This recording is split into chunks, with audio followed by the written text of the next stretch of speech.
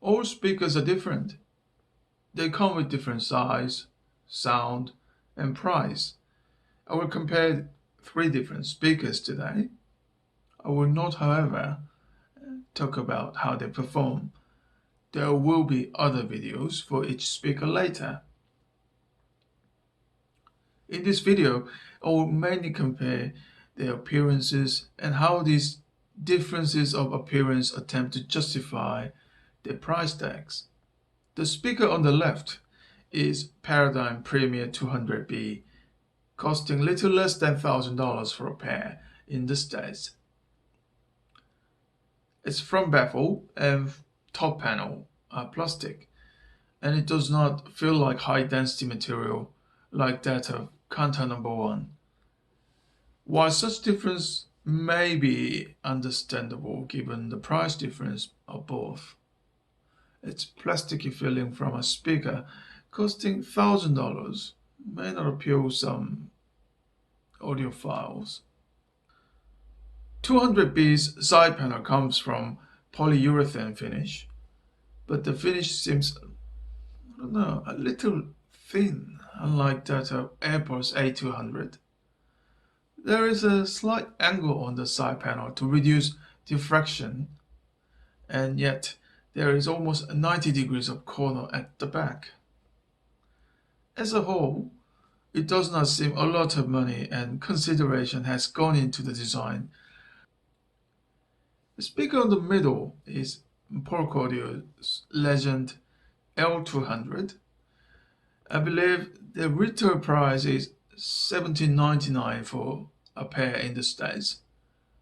So there is about $800 price gap between 200B and L200. With the help of $800, L200 feels quite sturdy. Its front baffle is made of polymer. I don't know whether it is solid polymer or lamination with MDF, but one thing is clear. There is no plasticky echo when I knock it, unlike Paradigm 200B.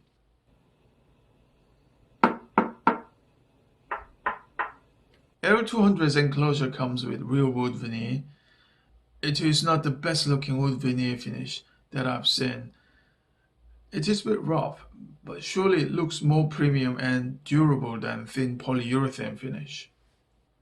And for the last, the speaker on the right is R1 Avantgarde from Audio Vector. Now this bookshop speaker comes with a price tag somewhere around $5,000, I presume. The enclosure of R1 is almost semi-elliptical from the top view. In terms of finish, R1 comes with white piano finish. Audio Vector offers real wood veneer also. R1's overall quality is excellent. It is like looking at a well-made sports car.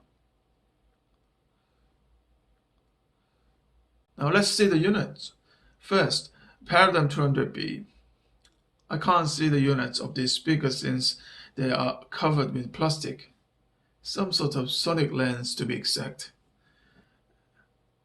All I can find out in 200B is the application of Pardon tweeters and Polycon woofers. In case of Pork Audio L200, there are 1-inch Softom ring radiator tweeters. Pork Audio named it Pinnacle Ring Radiator Tweeter, and 6.5-inch wrinkle Polycon woofer. Again, Pork Audio named it Turbine Con. These units look somehow familiar because they resemble units from Scanspeak and Fostex. It seems Pork Audio has developed them though. They would have mentioned more detail otherwise. Audio Vector clearly states that both tweeters and woofers of R1 are from Scanspeak.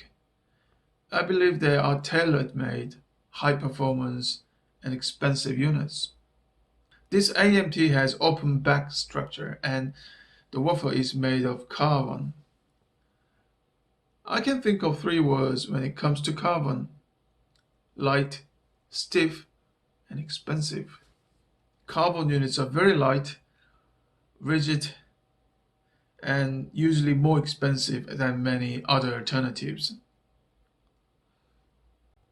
Binding post of Paradigm 200B looks fairly basic, generic, which you can find in generic parts store.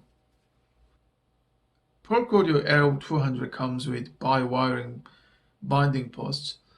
Presumably they are in-house design. There is rather large plastic part is attached at the back. It is called enhanced power port. Polk Audio claims these ports make cleaner bass and reduce port noise. I have to say that they're not the most aesthetic parts of the speaker. But then again, the price would have gone up if Polk Audio applied more aesthetic or exotic materials. Audio Vector R1's review is really impressive. The level of fit and finish is truly high-end, like Focal Sopra or Bowen Wilkins 805 Diamond. Some viewers might remember my comments on the binding posts of QL5, which I reviewed previously. I find no resemblance between binding posts of QR and R1s. There are two separate ports per channel, one dedicated for the tweeter, the open back structure, which I mentioned earlier. Hunting for the right speaker can be a quest, especially with limited knowledge. Money can be challenging too. There are many speakers in the market. Some are relatively affordable, while others may require some serious financial decision. You may often wonder why some speakers are unreasonably expensive. While the appearances of speakers may not tell us how they are going to perform, we can at least know how they look differ depending on price. I'll be back with how I felt about this speaker's performance in my next videos. Thanks for watching. See you soon.